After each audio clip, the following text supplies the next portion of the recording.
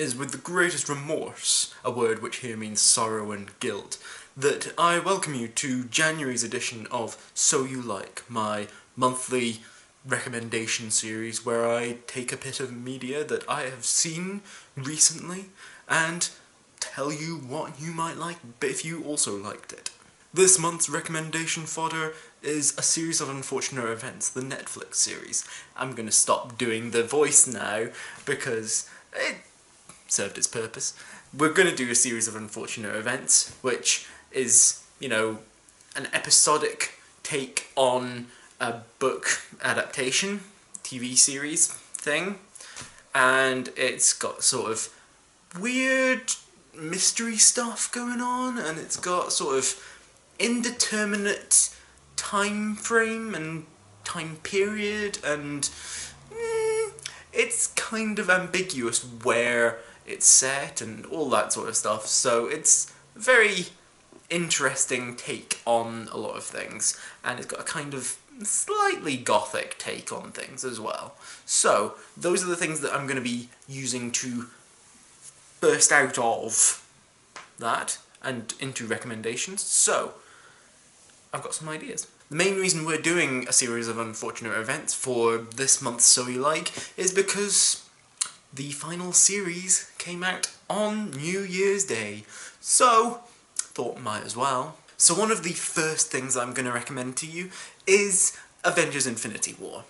What? That doesn't seem to make a lot of sense, until you realise that both of them are just as much about the antagonist as the protagonists. So the Infinity War is just as much about Thanos as it is about the Avengers. And A Series of Unfortunate Events is just as much about Count Olaf as it is about the Baudelaires. Also, both kind of get what they want in the end in some ways and then don't in others, and also they're much more understandable and interesting characters than many other villains, and also they don't get redeemed. That's very important to remember. They don't get redeemed. Olaf gets some moments near the end where he's showing some level of humanity, but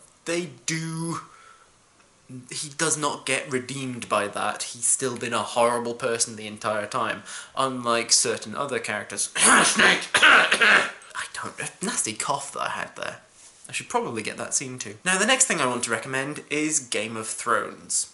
Now, again, this doesn't seem to make a lot of sense to be recommending based on, well, a series of unfortunate events, because it's kind of very different.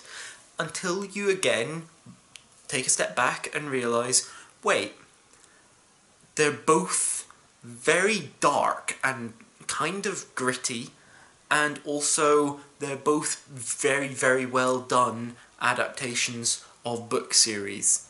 Now, some of Game of Thrones has been less well adapted than other bits, but it basically popularised the idea of adapting a book series into a TV series.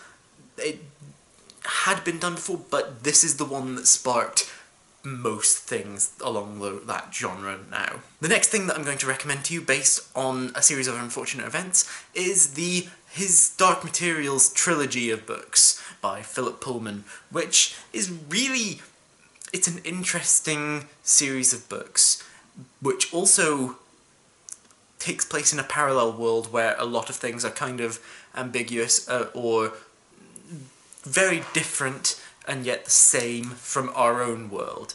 And there's a lot of, it's also a kind of a children's series and has a lot of interesting sort of,